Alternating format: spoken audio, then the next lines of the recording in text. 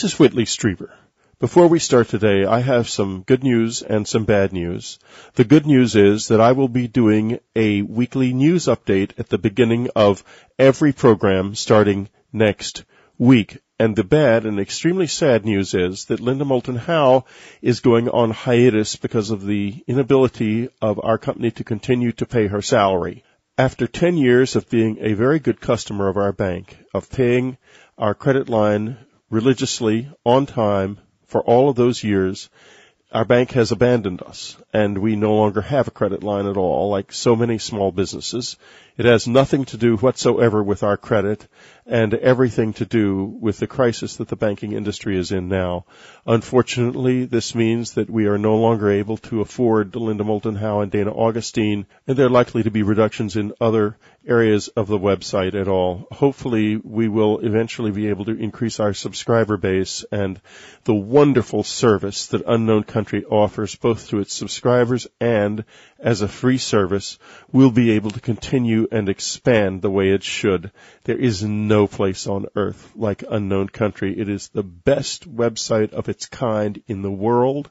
It is the biggest, and it offers a service that is not available anywhere else. It is of great value. And now, speaking of great value, here is Ann Strieber in a most unusual interview for Dreamland with Brent Marchant. Get the picture. And after that, our last report from Linda Moulton Howe until we can afford to get her back. You're listening to Dreamland. Serious wonder spoken here. Hi, this is Ann Strieber, and I am here today doing a wonderful Dreamland interview with Brent Marchant, who wrote a book called Get the Picture. Conscious Creation Goes to the Movies. Now, Brent, tell me, what in the world is conscious creation? I want to interject here that I rejected this book at first because I thought it was creationism, which is that anti-evolutionary stuff people are always trying to stick in high school textbooks, but it's not what it is at all, is it? Right. I would never think of even writing a book, something like that. Are you a scientist, Brent? What are you? No, my background is a writer, as a journalist. Uh-huh. And I've worked for about 30 years as a freelance writer and editor. But you're like me, you kind of got a Jones for science. For science and also for metaphysics and also for movie. I've been a lifelong movie fan as well. Me too. So I'm excited about this. So tell me what conscious creationism is. Well, we've all heard the expression, life is what you make of it. Yes. And so often when we hear that, it sounds nice, but everybody looks at it and says, how do I do that? Conscious creation is a principle and a philosophy that's basically designed to help you look at the specific ways where you can make that happen. And it draws upon understanding the basic idea that the beliefs, thoughts, and intents that we hold and put out to the world are the ones, that end up creating the reality that appears in our world around us. In other words, we create our own reality. Exactly. Now, quantum physics says this. It's a very simplistic way of putting what they say. But in What the Bleep, one of those that film, which I know you've seen. Oh, it's a wonderful movie. Oh, it is, and Fred Allen Wolf is in it. We've interviewed him on this show. One of these great quantum physicists, he's a top scientist in the world, stands up and says, I just get up every morning and say, it's going to be a good day, and what do you know, it is. Absolutely.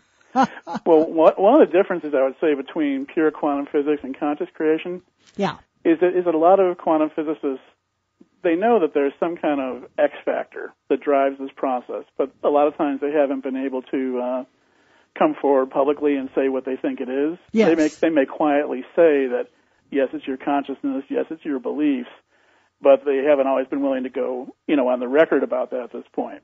They could just talk to each other because they don't want to get attacked by the rest of us. Exactly. Now, people who practice conscious creation are willing to admit that, we think consciousness really is the X factor, and we're going to draw upon that to make use of the process to the fullest extent so that we can create the world and the reality that we want for ourselves. Now, this isn't like that book called The Secret, is it? Because I find I'm rather critical of that, because that seems to say that if you've got cancer or something, it's your fault. Well, to a certain degree, yes, it is like that, in the fact that in the in The Secret, they're talking about the notion of the law of attraction, where you end up drawing to you the things that you put out with your beliefs and your intents. And some of them you may like, and some of them you may not like. The trick is to understand, why you have drawn to yourself the things that you do want, and why you've drawn to yourself the things that you don't want. And in conscious creation, basically it comes down to examining what beliefs you're holding, because you may have ended up drawing something to you, or you may have ended up, holding some beliefs that have produced a negative result. The trick at that point is to rewrite the belief, so that you end up getting more of what you want and less of what you don't. In other words, change your mind. Exactly. When you see lots of cases of people who've had spontaneous remissions without the assistance of medication or chemotherapy and so forth, well, what accounts for that? A lot of times it does come down to a change in attitude by the person who's afflicted with the illness that causes the remission, to appear. I've been to the hospital a few times, and I know some doctors, and they'll all tell you that they actually, when patients in the hospital, the nurses who come in and take your blood pressure and your temperature and all, they also monitor your mood, and they write it down in those little charts. Because if you are very blue and depressed, they know you are not going to do as well. This is a little secret of hospitals. It certainly does make a difference. I mean, there have been some studies that have been done that show that patients who have a positive outlook oftentimes have a higher rate of recovery or a higher rate of successful treatment when it comes to some of these kinds of illnesses. I mean, you can't necessarily cure yourself of cancer, but with whatever you're taking or whatever is being done to you, you will do better if you're positive. Yes. Well, I remember I had read something years ago about a study that was done at one of the cancer centers where they found that people who played video games, where they were aggressively zapping cancer cells in the video game. I read this study too. Yeah, tell us though. And they tended to have a higher rate of recovery because they were very aggressively going after what it was they were trying to get rid of. And those who said, "Oh, I could care less about this," a lot of times didn't have nearly as much success. Yeah, the fact that they were even thinking of passing those games out, especially in kids' cancer wards. Exactly. Yeah. Well, now, what does all this have to do with movies, or how do you find these ideas in movies? That's really let's get off the medical talk and into the movie talk here, because we've just had the Academy Awards recently, so we're all movies are on our minds. Well, the reason why I brought movies into it is that when I first started working with the conscious creation material, and I was using it successfully to bring about a lot of changes in my own life, people were asking me, "Well, how did you do it?" And I recommended some of the source readings that I had worked with, and they found it to be kind of, theoretical and a little dry, and they just said, I don't quite get this. I need something a little bit more tangible to latch onto.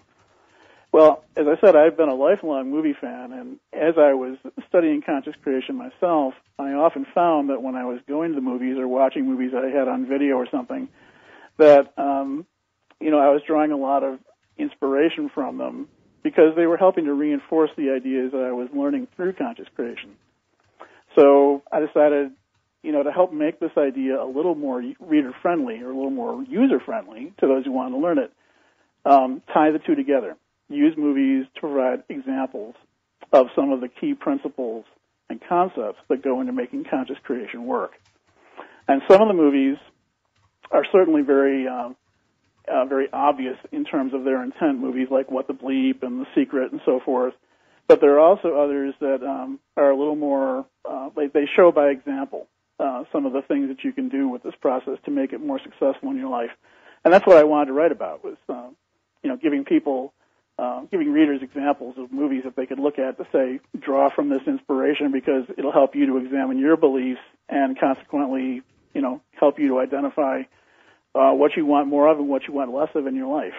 Well, I don't want to put words in your mouth, but I think a better word than beliefs might be attitudes, because beliefs kind of suggest religion to a lot of people. And for a lot of people, live their religions pretty negatively. So, I mean, it's a broad term. What do you think about that? You say tomato, I say tomato.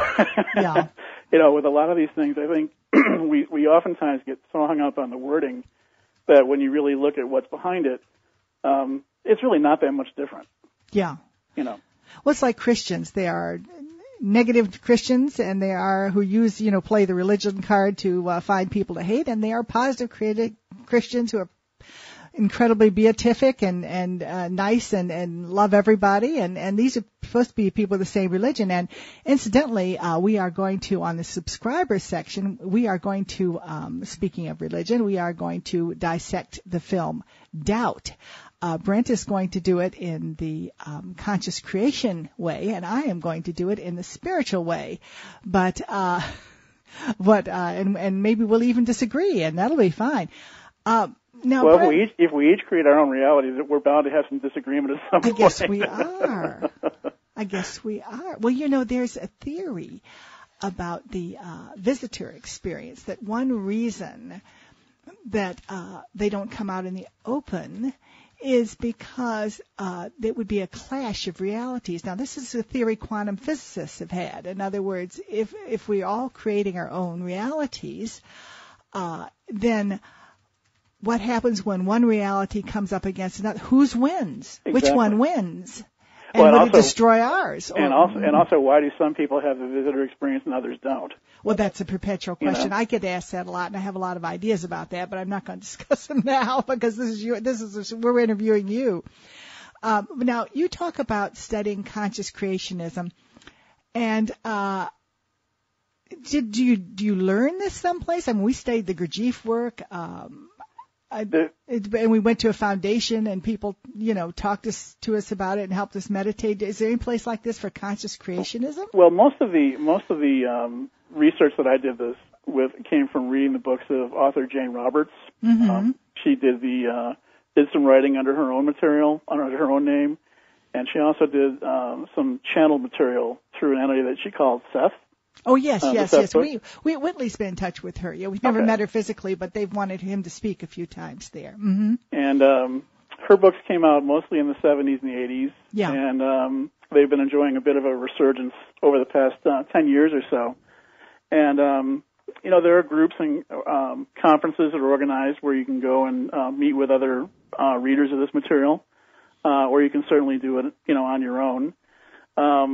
But the thing that's, I think, most important is that the Jane Roberts books were very comprehensive in terms of exploring this question from so many different angles and so many different aspects. And even though she might not be a household name or the most famous of authors, she did come to influence really quite a few very popular metaphysical teachers who are out there today.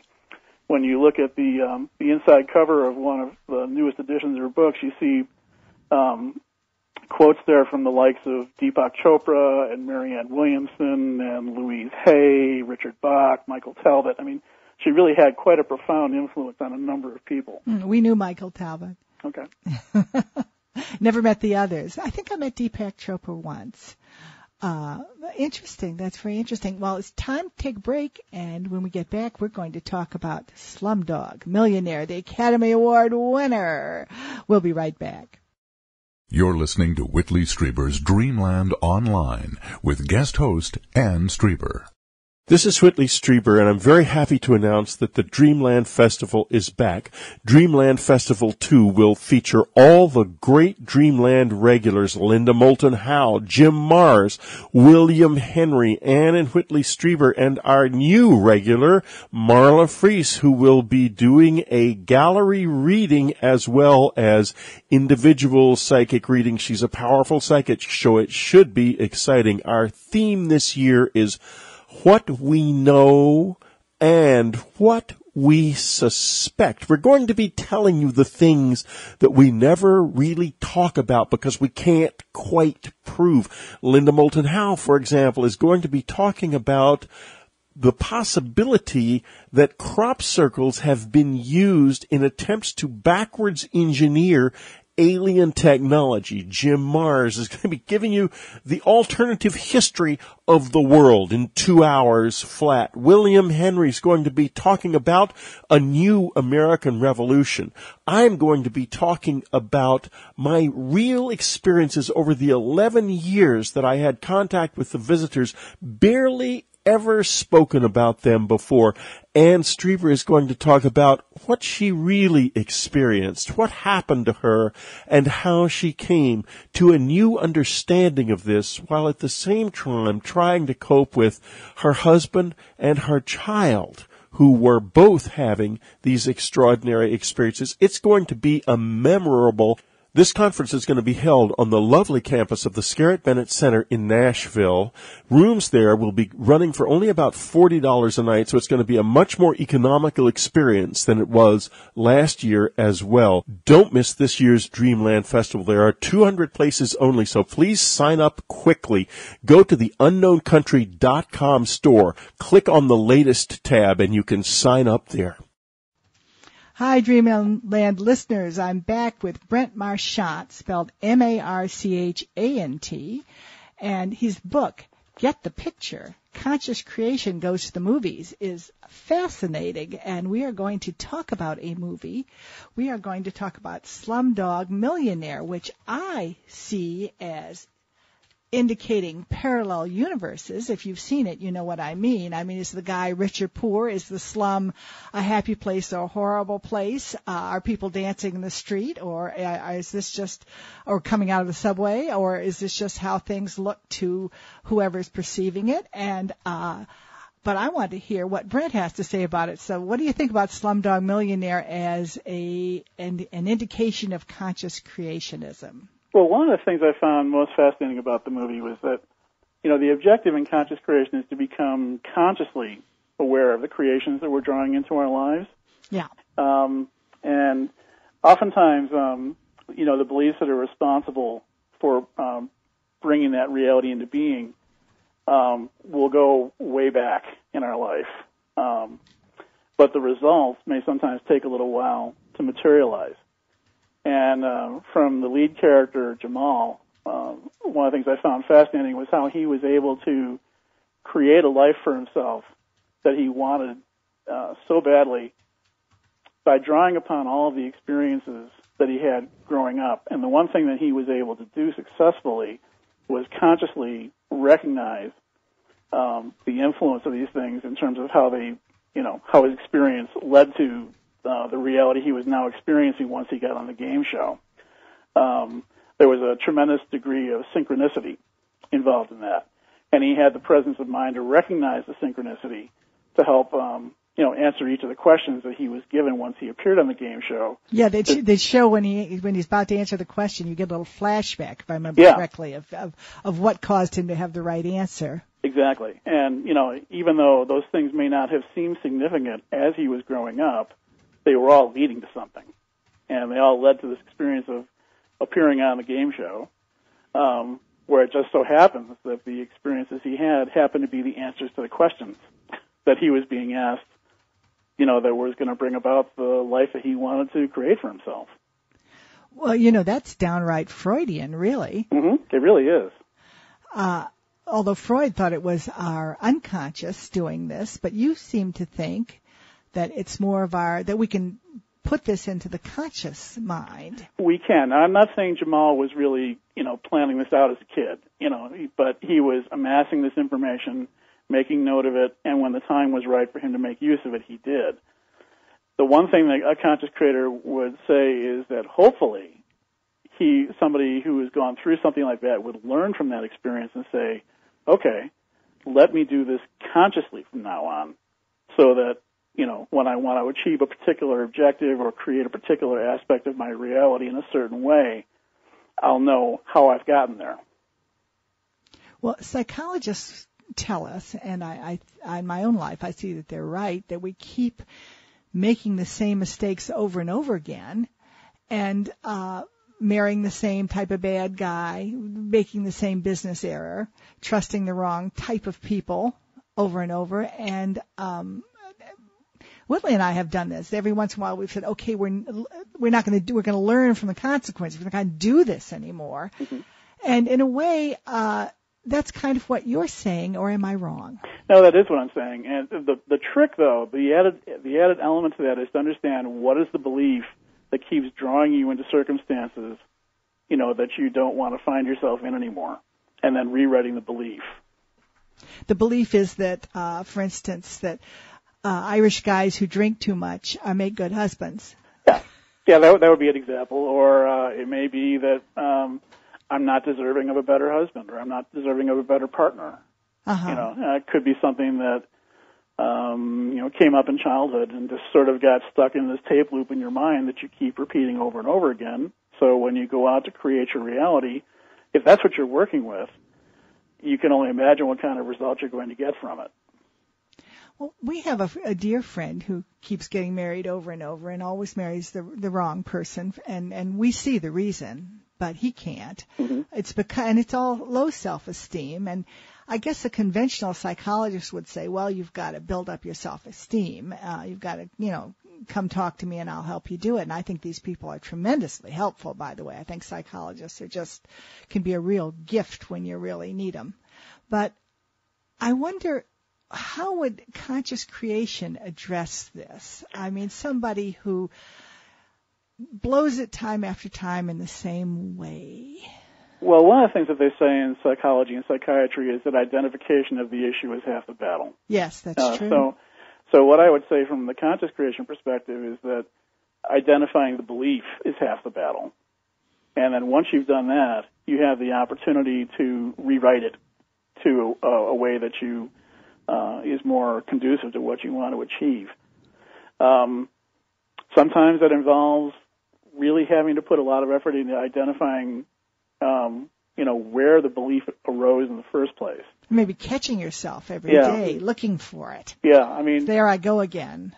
I mean, for example, I've found a lot of times that if people get stuck with a particular belief, a lot of times it's something that arose, during childhood. Oh, yes. Or it arose from something that their parents taught them. Yes, or inculcated in them. Yeah, and they may be reluctant to change it because if they love their parents, they might say, well, if I'm changing a belief that they gave me and I love my parents, then, I'm being disloyal. I would be disrespecting them by doing that. Mm-hmm. Mm-hmm. When there's really nothing wrong with changing it. It's just recognizing that they gave you the best information that they thought they had, but that belief may not, it may have worked for them, it may not have, but it doesn't mean it necessarily is going to work for you.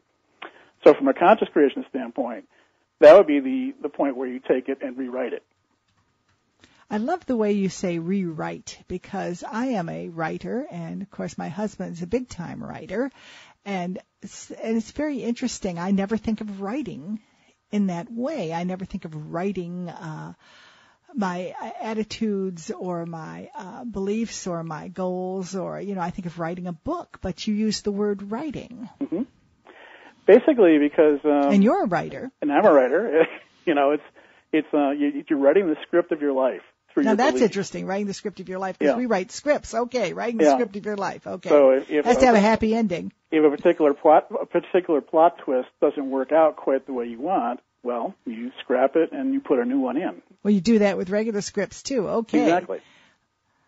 So and that's very much what Jamal did in this movie, Slumdog Millionaire, where he didn't want to keep going on with the kind of ordeals that he had to face all throughout childhood. So he started the process of rewriting it as a kid. And when he had the opportunity as an adult, he could draw from all of those experiences that he created and drew to himself growing up to then turn it around and give himself a life that he wanted. He no longer wanted to be a Tiwala. Yes. I thought that was a very interesting phrase. Yes. I think there are many of us who have been Tiwalas. I've slung some hash in my time. Well, that's very interesting. I was thinking, do you think any of the bright Technicolor, so much of Slumdog Millionaire, I think this might be why it won the Academy, although it should have just won cinematography or something, really, if that was what did it. But was shot in such bright colors, and it was almost like he was seeing the world through eyes which nobody else could. Certainly you or I going and looking at those slums would not, as the slums of Mumbai, would not see those colors or see that, would not have that attitude. Do you think the bright colors in the film had any special message about conscious creation? Well, one of the things that conscious creation maintains is that, as in quantum physics, that there are infinite probabilities that we can choose from. And that creates a very kind of kaleidoscopic sort of view. So having the very bright colors throughout the movie, I would say, lends a lot of credence to the idea that, there's this kaleidoscope of life, or this kaleidoscope of existence that you can draw from if you choose to. What do you want? What would you most want to have for that? Do you want to have the existence of life in the slum, or do you want to draw to yourself, a better opportunity for yourself? And, here's this whole panorama of options that are open to you that you can pick any one you want. And I think one thing that some of us who've tried to talk to friends in a psychological way have realized, I used to call it the yes but response, is that some people like to be miserable. Yes. Well, one of the things I found that typically will trip up people when they get the yes but response. Yes, you get that too. Yeah, I'll say to them, what are you getting out of holding on to what you've got if it's something you don't like? Yeah. They don't have a yes but for that typically. That's interesting. Because they have to look at it and say, well, gosh, this is really making me miserable. What am I getting out of it? And that, I think, kind of opens the door for them to be able to then take the beliefs and start the rewriting process. Well, it's interesting. Whitley and I, we're like most couples. We when we take long walks, sometimes we go over and over his family dynamics. I don't have any family, but maybe that's a blessing. But so there's only one family to do this with. But we talk about over and over and over again, what could have been different, what was the problem. And one of the things we've identified is stubbornness. It's kind of considered almost a virtue in American society. You don't give up. It's a little engine that could. But the negative side to its stubbornness really can mess up your life because you don't change. Well, again, I would definitely go back to beliefs on that because they can be very persistent. Especially if they get entrenched at a very young age. Yes, a little engine that could. I think I can. I think I can. I think we all read that thing. By hook or by crook, I'm not giving up this belief no matter how much you try to do it to me or how much you try to convince me otherwise. Yeah. Because this is what I know. It's familiar. It's comfortable, and I don't want to change it. Yeah. And even though things aren't going well today, I think it'll go better tomorrow if I just hold on to it. And Brent, on that note, we're going to take a break. And we're going to come back and we're going to talk about our next film, which is Groundhog Day, which was one of my all-time favorite films. We'll be right back. You're listening to Dreamland. Serious wonder spoken here. Hey, Brent, we're back and we're ready to talk about Bill Murray and Groundhog Day. What a funny movie. It is. Now, can you sum that up a little bit for anybody who hasn't seen it? Because it was a while ago. By the way, I believe Bill Murray is a Gurdjieffian, but that's just neither here or there. But can you sum up the plot a little bit for us? Sure. Bill Murray plays a self-absorbed weatherman in Pittsburgh, and at one point he's assigned to go do a remote location report on Groundhog Day in the small town of Punxsutawney, Pennsylvania. Which is where Punxsutawney Pete shows up every year. Mm-hmm. Exactly. So he goes there with his remote crew, which is a producer and a cameraman, and does a report. And he's just really terribly put out to be having to do any of this because it's such, he sees himself as being so worldly and sophisticated, and this is a small town, and he's just really having to go to such extremes to do this. So he does his report, and they're getting ready to head back to Pittsburgh when a blizzard ends up stranding them in the town. So as a result, he has to stay overnight. When he wakes up the next morning, it's Groundhog Day all over again. And it keeps being Groundhog Day all over again every day he wakes up. Until he gets it right. He's the only one, and he's the only one who knows it. Yes. He meets the same people in the street. Yes. He goes down the stairs and he sees the same person, who asks him the same question. And none of them remember anything happening before, but he does. He retains the memory of all these previous probable Groundhog Days that he's lived out, prior to that point. So the one thing that this does is, initially he decides to turn it into, a case of seeing what he can get away with. He becomes a womanizer and a thief and gorges himself on food, but after a Because while, he figures he'll be the same slim person tomorrow. Exactly. He says, what's the difference? However, after a while, he begins to discover, is this really enough? So he starts to, play with the probabilities a bit more in terms of what he can be doing to change his existence in the town. And in the course of doing that, not only does he change the course of his existence, he changes himself. And he becomes a very, very different person over the course of the movie. Well, now I believe he learns to play the piano and he learns to speak Italian. Yeah, and also... which is a hard language to learn. I know I've looked at it a little bit. Yeah, go ahead. Well, and also, he becomes much more generous. He becomes much more giving. He gives up womanizing in favor of romance. He brings joy into other people's lives, which is something that he hadn't done prior to that point. Prior to that point, his whole emphasis was, how can other people bring joy into my life? And that was his belief system, really. Yeah, exactly. It was taking. He completely turned it around. And this, now at the end, does he ever get out of this time warp? Well, critics and movie writers never give away endings of movies, so we'll have to let listeners see that for themselves. Everybody's going to have to Netflix it to find out. But I didn't even get any product placement money for saying that. It really is worth seeing, and one of the things that I find has been particularly interesting when I wrote the book is that comedies like this oftentimes are very good teachers for illustrating conscious creation principles because they're not threatening. There's a gentleness with the way they deliver their message that has a lot of impact without it feeling as though, you're being taught something here.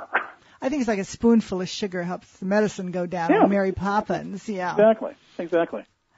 Well, it's very funny about comedy. I don't know if this is apropos of your subject, but Whitley and I realized recently that the people we know who've been married the longest time all went on to a comedy movie on their first date. Really? Yes. That's interesting. Isn't that interesting? Yeah, that would make a lot of sense. Yeah, we did, and another couple we know did. I don't mean that everybody did, but I just thought that was interesting. It was like we decided to start with having a good laugh. Well, they say that the couples that stay together the longest are the ones that laugh the most as well, too. So that wouldn't surprise me a bit. Well, now it's very interesting. Groundhog Day. It's almost like it's saying there isn't enough time. We don't have enough time, so we have to use it all. I found this out. I mean, it's having more time as a gift, but we waste it so much when we just think we've got everything, we've got all the time in the world. It's almost like I'm sure people who are on their deathbeds are getting really old would all sit down and tell us this. I was reading the book Tuesdays with Maury, and of course he that's the main thing he talked to Mitch Ablum about was that use your time. And I guess conscious creation, basically, that's one of the things you're saying is use your time. Well, not only that, but one of the things that that Bill Murray ends up creating for himself in this movie, excuse me, is he gives himself the gift of time.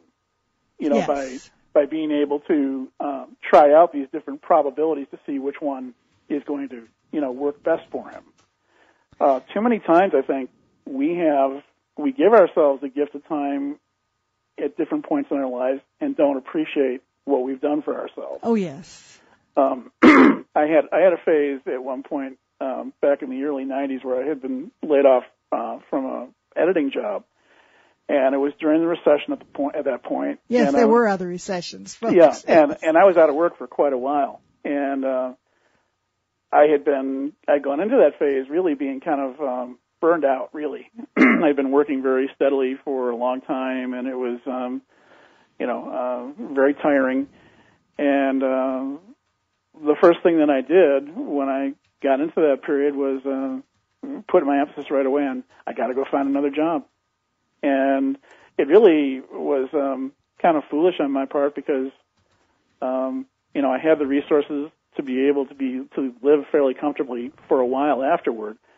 But I just had this obsession with, I got to find another job. I got to find another job. Yeah.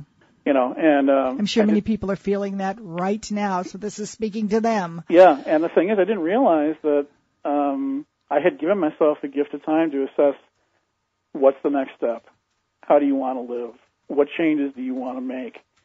And because I had this, obsessiveness about finding work at that point, I didn't realize the gift of time that I had given myself to look at these other things more fully until actually after the fact. And then you realized that you should have done it. Yeah.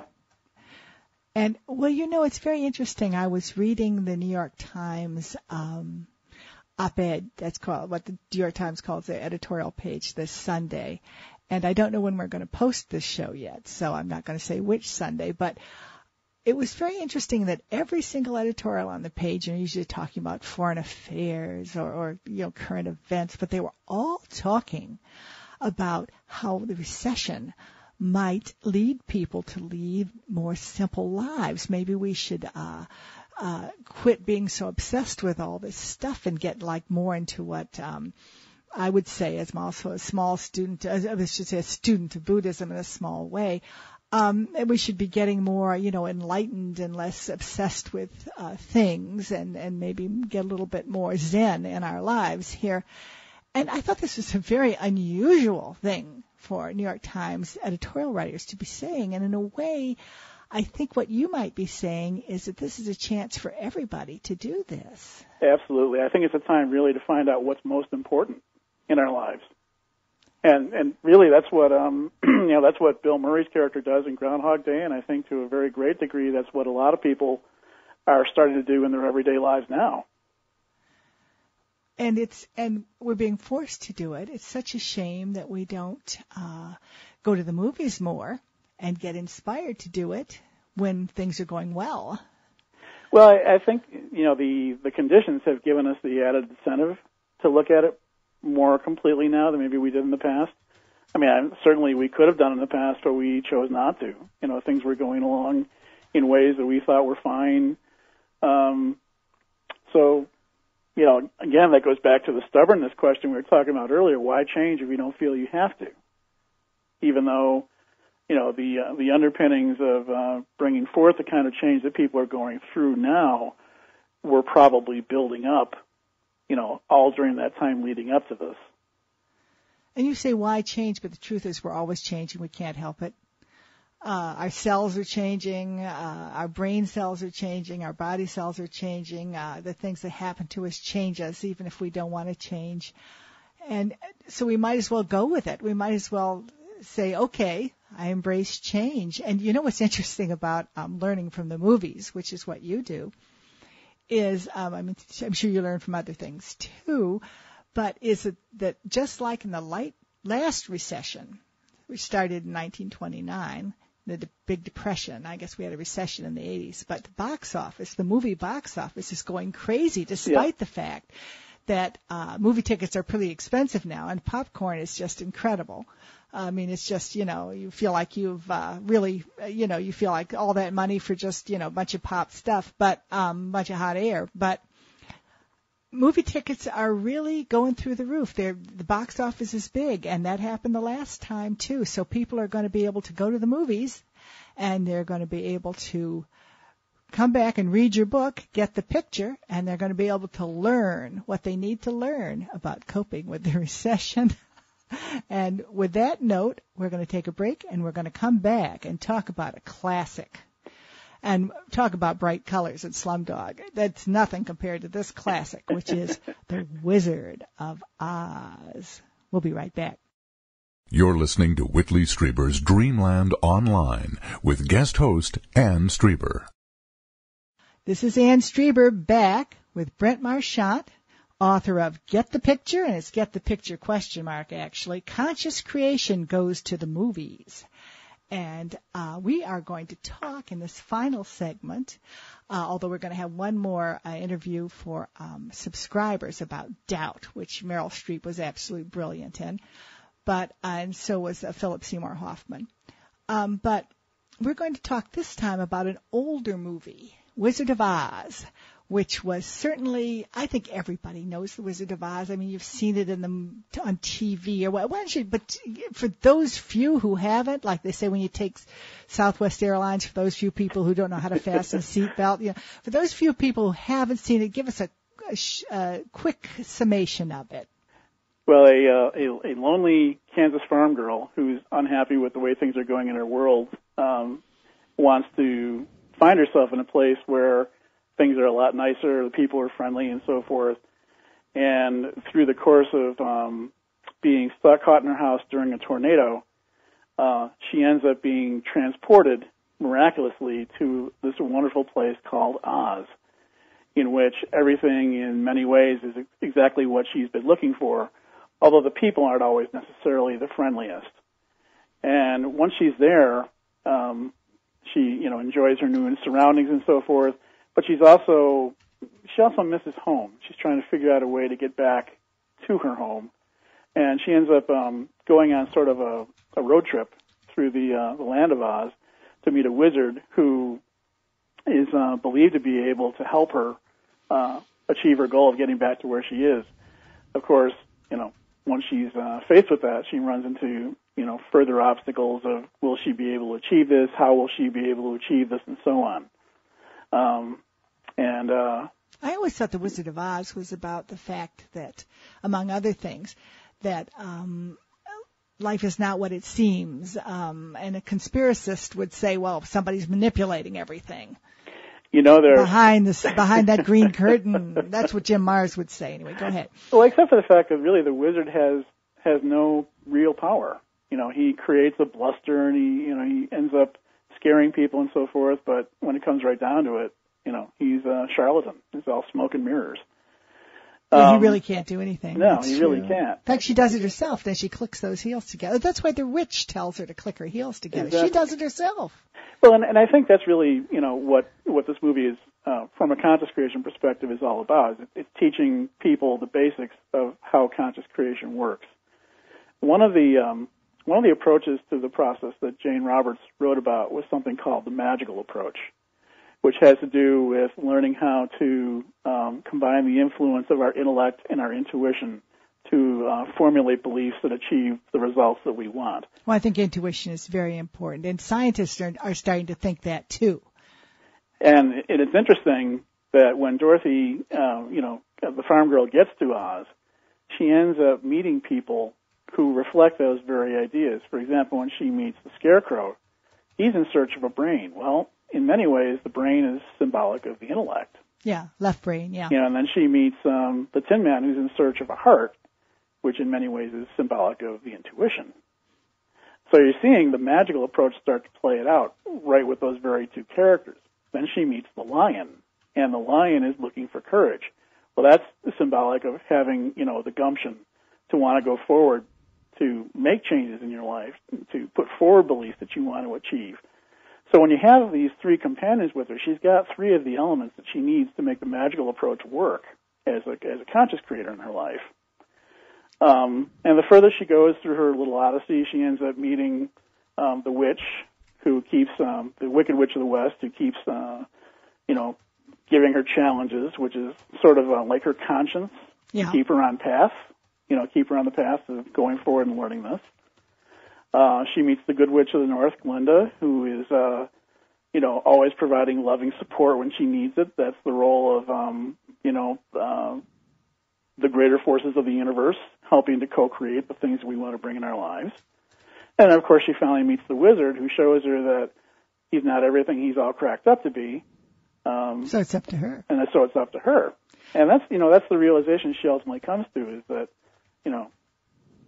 she's had the power all along. It's coming from within her.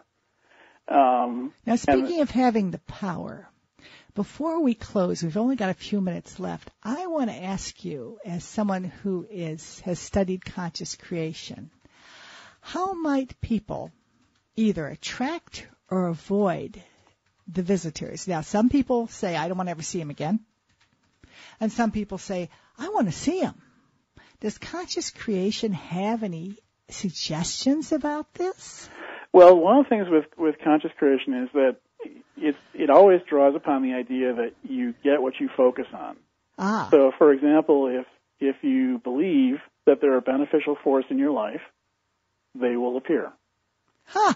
Okay? Now, that's interesting. A lot of people will wonder about that. Now, if you believe that they're not a beneficial force in your life, the evil alien theory, they may still appear, because what you're doing there is you're saying what you don't want. You're still focusing on the item that you don't want to attract to you. What you would say instead is that you want to turn it from a negative into a positive, saying that my life will be normal and full of the things that I want to attract to myself. So but those pesky guys will not be part of it. Yeah, I mean, it's sort of like the idea of saying to somebody, in the next 5 minutes, you can think of whatever you want except for a pink elephant. And that's all they'll think about. So that's all I'll think about. So when you keep doing that, the pink elephant's going to keep showing up. So even if you were to say, I don't want the visitors showing up in my life, they're still going to keep showing up, because you're still feeding, you're still focusing on the idea of the visitors' presence, even if it's in a negative light. You need to figure out a way to rewrite the belief so that the visitors aren't part of the equation in the belief. Yeah, and just part of your life. And, the most well-adjusted people I've met, and I've met a lot of them and read a lot of letters, are the people, the most well-adjusted people who having visitor experiences, have had in them in the past, maybe they're ongoing, are people who think like that. It's just part of life, but it's not just me. Mm-hmm. And it's not going to take over, and maybe did some scary things, and maybe I was scared, and I'm not sure who they are, what they are, if they're good or bad, but they're part of my life, but I've got other life too. Mm-hmm. And those are the most well-adjusted people, I find. It's the people who turn them into angels, who I kind of am skeptical of, because, I think they have their own agenda, and I don't think their agenda is to come here and, throw lollipops at us.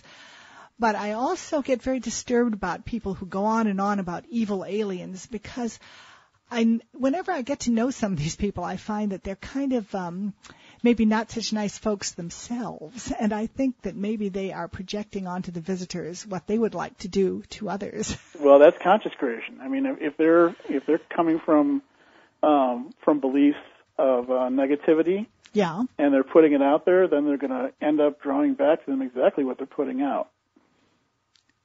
So in other words, bad stuff's going to happen to them the more they talk about those evil aliens. Yeah, I mean, they become a mirror. Oh, yes. If you want to look good when you look in the mirror, well, then put out good thoughts. if you want to look bad when you look in the mirror, then put out negative thoughts. The choice really comes down to the individual in terms of, what their beliefs are and what they're putting out. Well, I think, too, you mention visitor experiences being, or in conscious creation, too, being kind of like a mirror. And I've always found that what people say about the visitors is a very revealing mirror. And if you sit back in an audience and you're kind of skeptical like I am, and you kind of listen to this person with a different part of your brain, you begin to say, they keep talking about this. Are they really talking about themselves? I think I'm looking into a mirror here. Mm-hmm. And I don't think it's really reflecting the visitors. It's very creepy.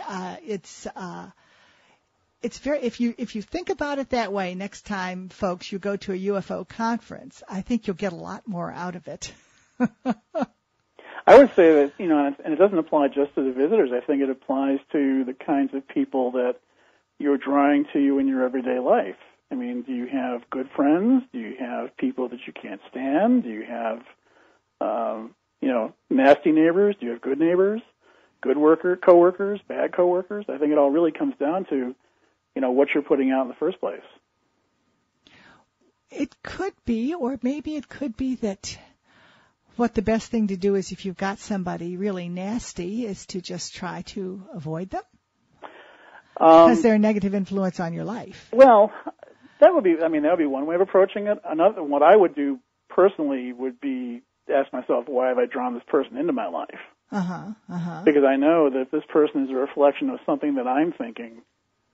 What is it then that I'm thinking that's making me draw these negative circumstances to me, and how can I change that?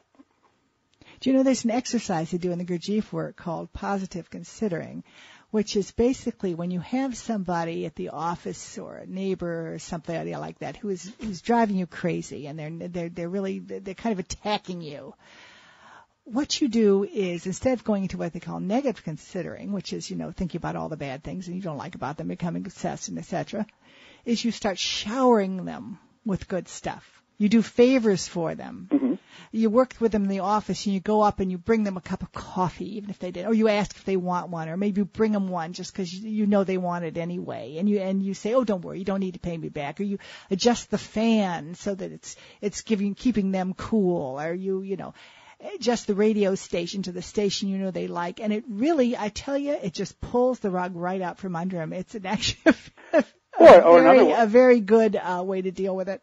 Or another way would be, not everybody is all bad or all good. Yes. So start focusing on the things that you do like about that person and notice those more. And, maybe in the process you just may end up drawing out more and more positive attributes that you didn't realize were there or they had been buried. And, that may end up helping to override the negativity that this person is putting out on a more regular basis. In other words, his dog loves him, so I can too. Yeah, exactly. Well, Brent, it's been great talking to you, and I want to say that everybody should get your book, Get the Picture, because it's tons of fun, and the movies are a nice place to go in the recession. Conscious creation is a nice attitude to have during the recession, and it's been great talking to you. Thank you, Anna. I appreciate it. This is Whitley Strieber's Dreamland. Next up, Linda Moulton Howe. Well, as usual, we have an extraordinary report from Linda Moulton Howe today, but it is also a very sad day in Dreamland because Linda will not be with us for a while. She is going on hiatus because we have, like so many small businesses, lost our credit line and we can no longer afford to pay Linda on a regular monthly basis. We didn't lose our credit line because of non-payment or slow payment or anything. In the 10 years that we have had this credit line, we have paid every single installment on time or before and have repaid the line in full every year, as indeed we have done this year. This year, the bank will not tell us that we don't have the credit line. It will not tell us that we do have the credit line. It simply won't continue in silence. Therefore, Linda, Dana, Augustine, and just about everything else I can cut that costs money on a regular basis, I am cutting absolutely to the bone. If you happen to be in the banking industry or a wealthy individual who would like to extend UnknownCountry.com a credit line, knowing that we have a perfect record of repayment over a 10-year period, please do let me know. Write Whitley@Strieber.com because we need it now.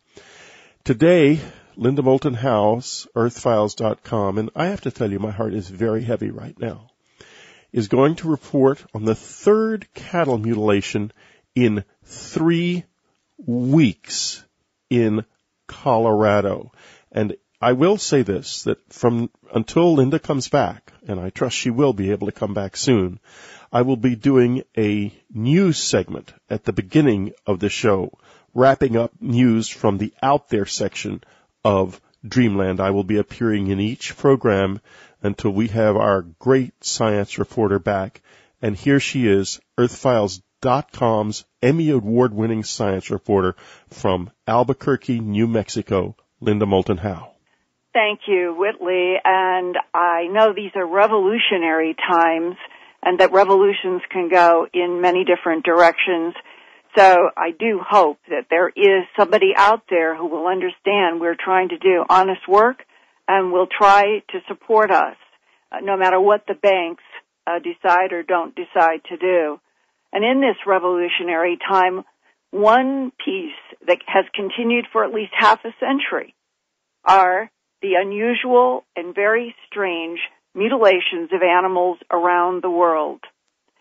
I have reported on Dreamland and at Earth Files now in March 2 previous very strange mutilations of a pregnant cow or a cow that had given birth in western Colorado and was found by a creek, and then a 1-week-old calf found March 17th, eviscerated in a way that has baffled everyone.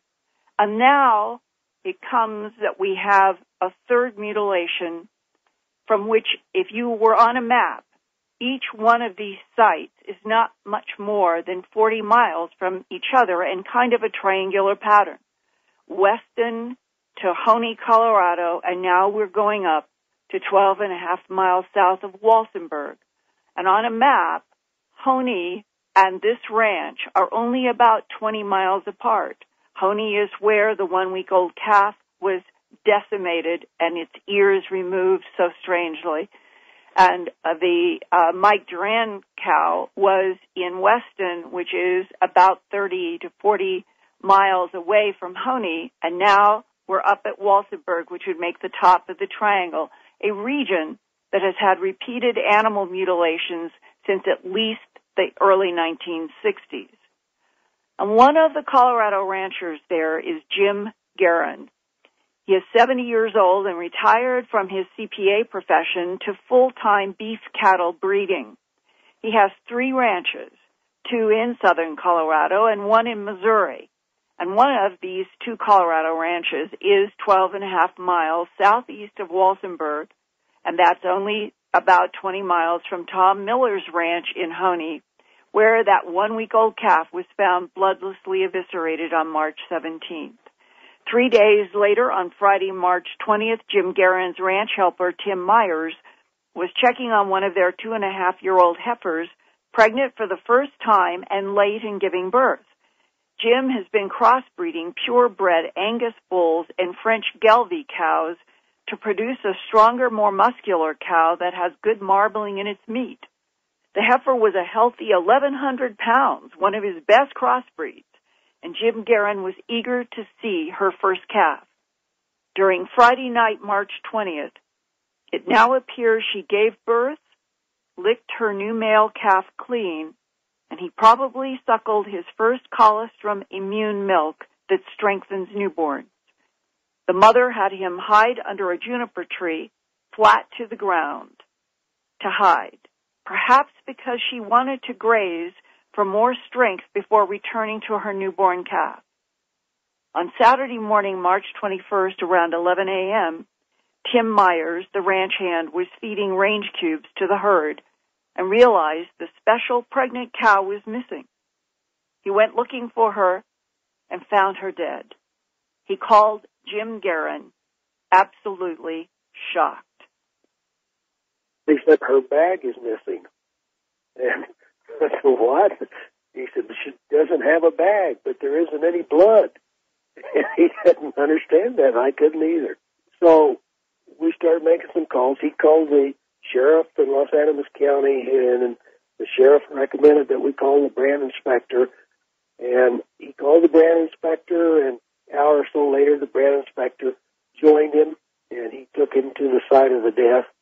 They looked all around, the brand inspector and Tim, to see if they could determine what might have happened. And they couldn't find any tracks. They couldn't find any blood. They didn't see any trauma on the cow. About 5 o'clock Saturday afternoon, they were walking circles around the area where we found the cow, and lo and behold, if we didn't find the baby calf. He was hid out underneath a tree. And the calf had been cleaned up, which a cow does. The afterbirth was not too far from the calf, and it had dried, and the calf was bawling and in apparent good health. So Tim took the calf, and we have some milk supplement that we were able to give him and fed him, and he ate it, and to this day he's eating the heck out of it and doing good. So we believe from that the calf had sucked the mother and got her first colostrum, or else he probably would have died. So we believe she had nursed the calf before her death, and she was about 50 yards away from where we found the calf. That means that she gave birth somewhere in the night of Friday to Saturday, March 20th to March 21st, and apparently the calf was cleaned up and got some milk from her, and then after that comes this terrible thing that takes away her udder and kills her. That's my supposition, and I believe that to be right because of the attitude and ability of this calf. He's doing real good, and you wouldn't expect a calf that had never got the first colostrum from the mother to do that way. Could you describe both scenes? Well, where the calf was found, a few yards away from the calf, we found the afterbirth that the mother had sloughed off, and we saw tracks of the cow. We actually didn't see any other tracks at all. The calf was more or less hid underneath a juniper tree. Really no disturbance other than just the afterbirth being laying there. And then we did see one little spot of blood, but I think that's where the cow had laid when she gave birth to the calf. Close to where the calf was under the juniper tree? Yeah, it was pretty close. Not right in the same spot, but reasonably close. So it looks like what I'm saying probably happened was the calf was born there, was cleaned up there, and there was some blood there from the mother, which is natural. And then I think the calf got up and nursed, and I think the mother hid the calf underneath the branches of the juniper tree. And then around the mother, she is also under a juniper tree. The only blood I saw was there was a little blood on her hind leg, which would be consistent with her sloughing off the afterbirth. It was dried, caked, and normally a cow will have some blood on her legs from that. And around where the udder had been removed, I could find no traces of blood at all. The cuts were just perfect. They were bigger than the actual udder would have been, and they just cut the hide and pulled the udder out. But none of that has been cut. Her stomach had never been torn open. Her rectum had not been torn open. Her head, I couldn't find any signs of trauma, which you would look for if a lion had killed her or something like that. And I could not see where her feet had moved the ground in any fashion. She was laying on her left side, and her feet were sticking out, and normal tranquilization or something like that, a cow will move her feet before she goes under. Nothing. I couldn't see any sign that she'd ever moved her feet at all. We felt all over her. We couldn't feel any holes or outside entry points to indicate that she'd been shot. But I don't believe that there's a human alive that could cut that udder off that cleanly without spilling some blood. Right, and especially she was pregnant, had just given birth, and that udder should have been engorged with milk and blood. Should have been plumb full with milk. There was no fluid. No fluid. There wasn't a wet spot on the ground. And we circled all around looking for anything we could find, like a bare spot maybe where the grass had been killed or whatever. And we made several circles around, at least as far as 50 yards out, because we went out to where we found the calf. And there's been 4 of us do that, and no one has seen any tracks, anything other than cow tracks. We did see some cow tracks. And her body in the photographs that Chuck Zukowski took is so clean, and I wondered if even that is normal, that birds or other predators have not really done anything to her body since Friday night. Well, my experience with dead cows, and we have in the past had some dead cows from poison weed. And my experience is that shortly after they die, the crows will peck their eyes out, and a coyote will tear out the rectum. Now, as of Saturday evening, none of that had happened.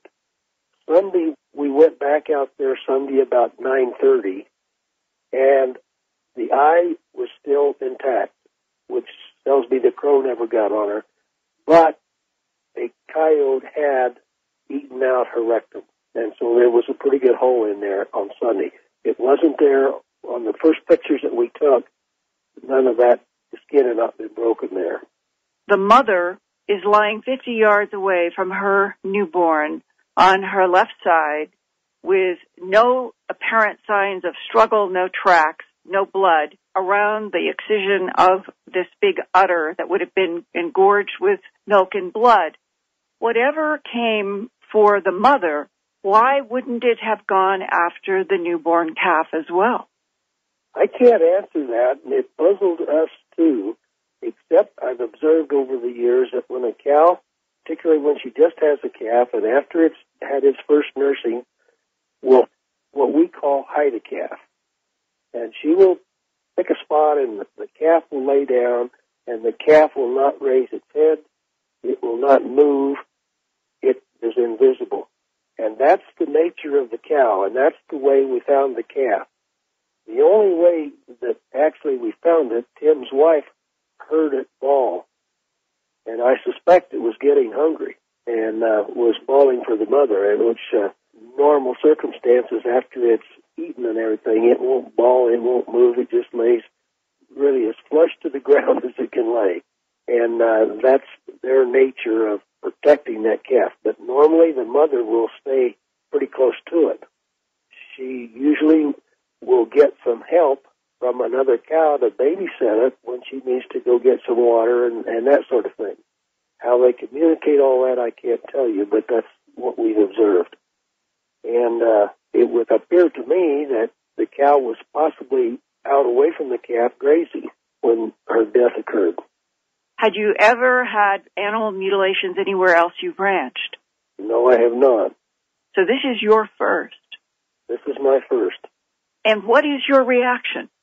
Well, I'm sickened because I had put in a lot of effort to raise these particular heifers, the genetics that I'm using to grow them, and I have some theories that I've exercised in terms of how quickly I breed them and that sort of thing, and she was just perfect. And I was just hate like heck to lose one like that. And the calf was approximately 80 pounds, and he was just in super health and super strong for just being as young as he was. And that's the way all of these heifers calves are, so I'm having great expectations for the production of this animal that I'm developing. And so I'm very, very sad that I lost her. But my own impression today is that the cutting off of the udder, I don't believe there's a human alive that could cut it that cleanly and not cause some blood to flow. I just don't see it's possible. The second observation I have is I don't see how animal or human could cause that cow to die as big and strong and young as she was without stirring up or having some marks visible on the ground. I don't believe there's a man or a horse alive that could have roped her and made her go down without showing some signs of it. And I certainly don't believe it was an animal, because we have lost cattle, mostly calves, to lions, and we've lost some to what we believe were coyotes. And in all cases, meat was eaten. The lion went through their stomachs to get to his dinner, and the coyotes go through the rectum to get to theirs. None of this was on this cow when we saw her on Saturday. So I've got to eliminate animals as I know what they do, and I've got to eliminate in my mind man, because I don't think there's any way that could have happened. We don't have electricity on the ranch. There's no signs of any tracks or anything like that. We're so remote, it would have been virtually impossible for someone to walk to where this event happened. You could have gotten there horseback. We do it all the time, but we found no horse tracks at all. So I'm left to say it is something extraterrestrial. That's all I can assume it can be. Whether it's a little green man or what, I don't know, but I don't believe that either human or animal, as I know them, could accomplish this. Eyewitnesses have described beams coming down from the sky into pastures, and in fact, I have half a dozen people who have said they have seen animals rise in these beams, and others have seen animals drop to the ground from these beams or animals placed by these beams. What is this beam technology? I don't know, but the beam technology, for lack of a better word, has been associated with the animal mutilation phenomenon around the world for at least half a century. I'll be darned. I did not know that. That would explain at least how your wonderful cow might have been selectively taken vertically from the pasture and then returned vertically. Yeah, that would explain why we don't see any tracks or signs. Right. And, of course, if the surgery was done somewhere other than where she was at, that would explain why we don't see any blood. I've talked to some of the neighbors. Tim has talked to quite a few of our neighbors. I have a couple of partners that partner on some cattle with me, and I've talked to them. I've talked to some veterinarians, and really no one has a clue. They just say we can't believe it. Does anybody bring up the possibility of something from outer space? Oh, yeah. Most of them say it's got to be something that we don't know what it's about. And when people speculate and contemplate something extraterrestrial or from outer space, what do they say to you? Well, they just basically say it's technologically above our ability to understand it, and shrug their shoulders and say, I don't understand it, but it has to be something like that could accomplish what happened without leaving any signs or traces. Have any of your neighbors around the ranch south of Walsenburg, have any of them had mutilations in the last year or two? Well, the closest one would be this Tom Miller that you're talking about. In Honey. Yeah, Honey is probably 20 miles from our ranch. And I don't know Mr. Miller, so I really couldn't call him a neighbor, but that's the closest of anyone that I know of. When you saw the photograph that Chuck Zukowski took of that 1-week-old calf laid out on Tom Miller's flatbed truck, what was your first reaction and thought? I just couldn't understand it. I just saw a head and front legs and two hind legs with a gap in the middle. I could not understand. Again, there wasn't even any height between the head and the hind legs. Right. I've never seen that. No, I've never seen anything like it. And I have photographs of the Walsenburg cow that are really quite amazing, taken Saturday morning, and to try to imagine that this was just hours before a pregnant, healthy cow that gave birth to that calf and then suddenly ended up like you see in the photographs. It sums up the high strangeness of animal mutilations around this world, and it reminded me of another one of those cases that haunts you for your entire professional life. And that goes back to September 9th, 1982, when I was working as Director of Special Projects at the CBS station in Denver. And this was a couple of years after my first documentary for television, A Strange Harvest, had been broadcast. And I got a call from Bill and Linda DeZuris, ranchers east of Colorado Springs. And on September 9th, 1982, they had a group of pregnant cows in a pasture only about a half mile from their ranch house. And Bill and Linda were working outside all day long, painting and working on the exterior of their home. They had a 6-year-old pregnant cow that they were especially watching. She was getting ready to birth, and they had checked on her at noon. They never went back in the house. They were outdoors all day. At 5 o'clock, Bill got in his semi-truck to go for a load of hay, and he saw the black and white cow down in the pasture where they were keeping these pregnant cows. He called Linda from a phone down the road and asked her to check on the cow that he thought might be giving birth. Linda DeZuris told me that she was so stunned by what she found that it was hard for her to do anything, let alone walk toward it. And in an interview, she said, quote, half of the udder was gone. You could see into the stomach cavity. The eyes were bulging out. I was horrified at the thought of what could do this in broad daylight when we had checked the cows only a few hours before, close quote. There were only 5 hours between the cow being alive and well and then dead and bloodlessly mutilated so close to the ranch house. And when you see the photographs from my book, An Alien Harvest, that I'm putting in this report at earthfiles.com, and think that this is a pregnant cow, and a perfect half of the udder is removed, and there is no blood at all. The cow's rectum was also cut out in an oval about 18 inches wide. The Dezuruses did not pay for a necropsy, and they only assumed the calf was still inside the dead cow. But was it?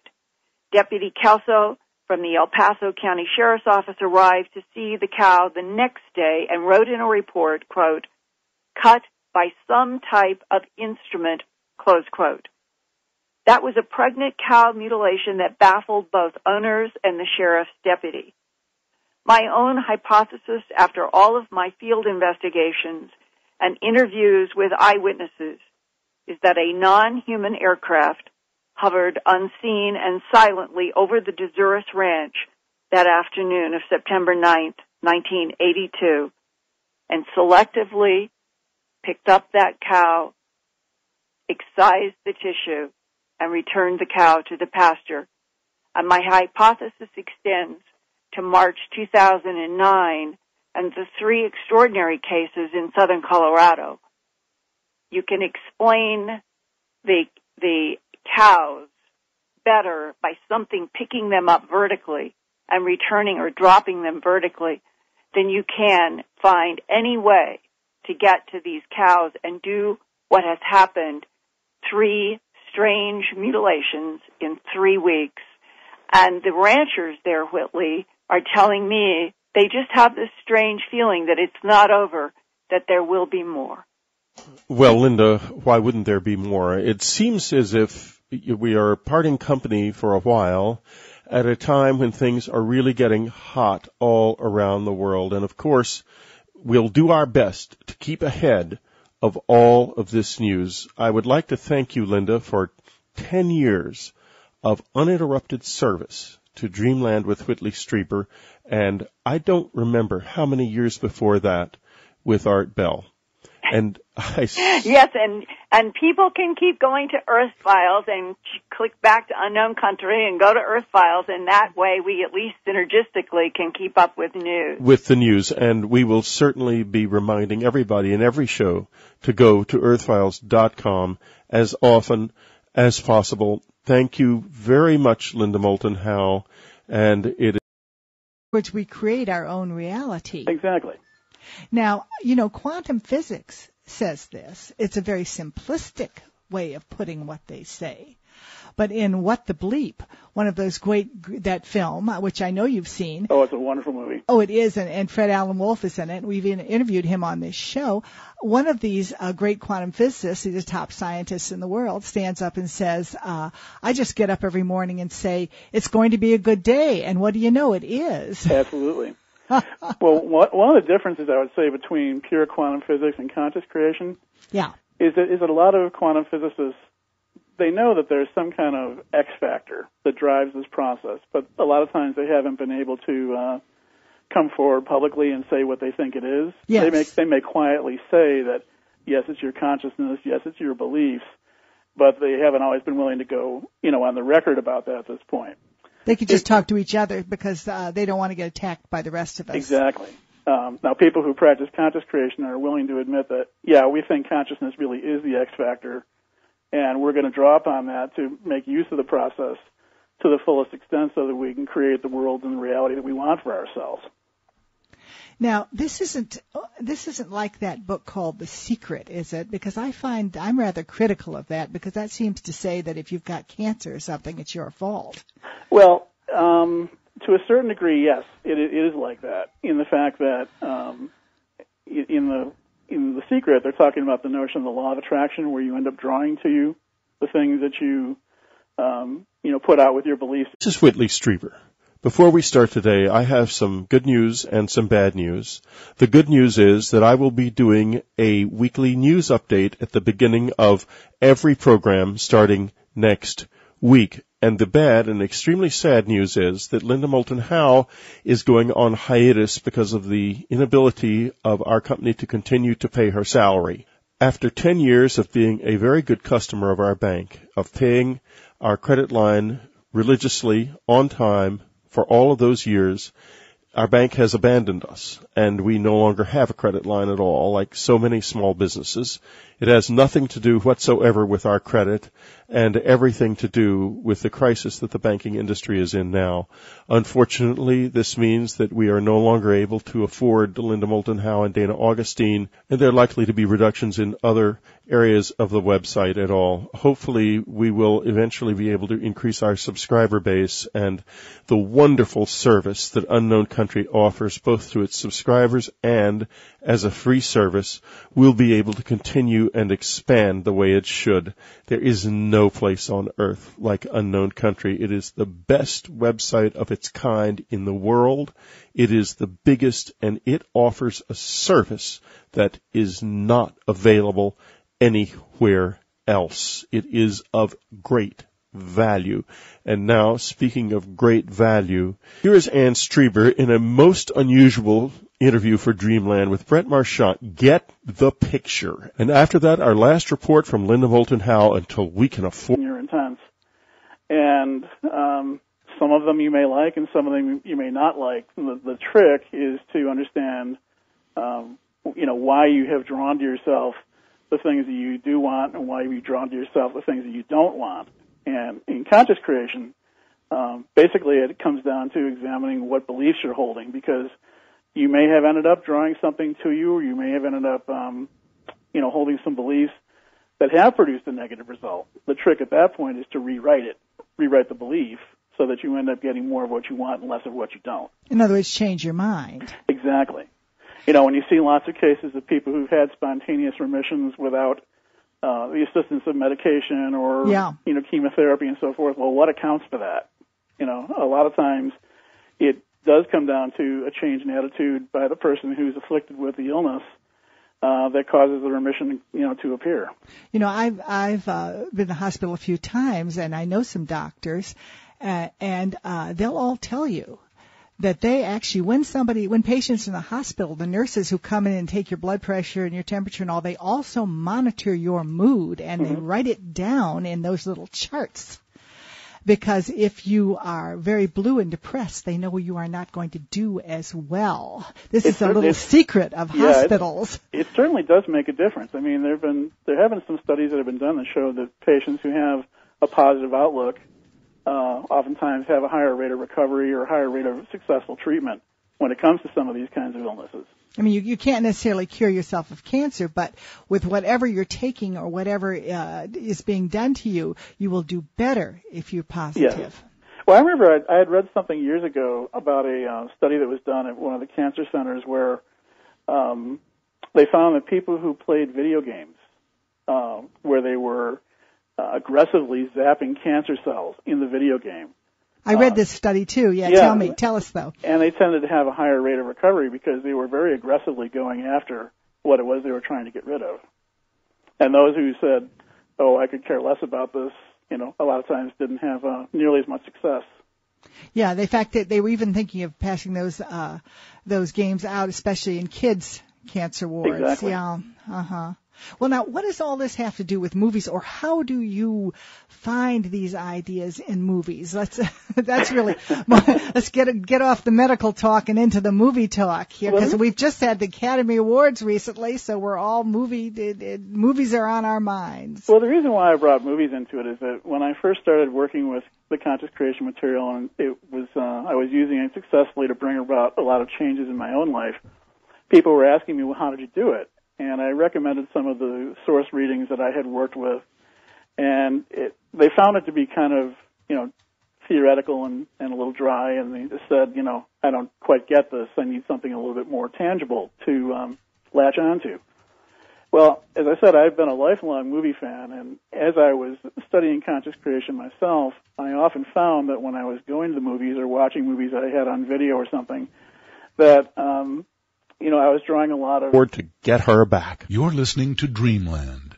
Serious wonder spoken here. Hi, this is Ann Strieber, and I am here today doing a wonderful Dreamland interview with Brent Marchant, who wrote a book called Get the Picture, Conscious Creation Goes to the Movies.